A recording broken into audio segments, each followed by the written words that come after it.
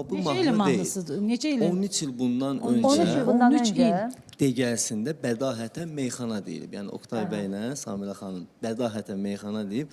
Baxdım həqiqətən, yəni ehtiyac da bilmədim ki, mən zəng vurum kiməsə deyim ki, yəni bədahətən dediyim meyxana. mənəvi Amma onun mamuçkandır. müəllif, o sözü onlar deyiblərsə, Bilirəm.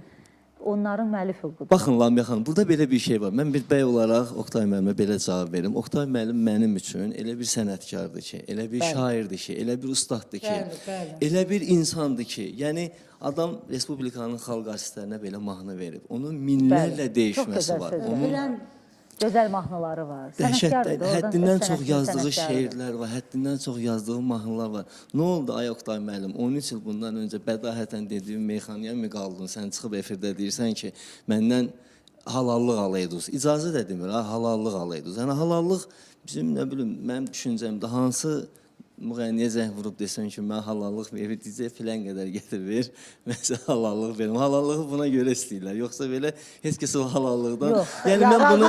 Sən laf qalmaqal eləysən, mən də biz qalmaqal eləyəm.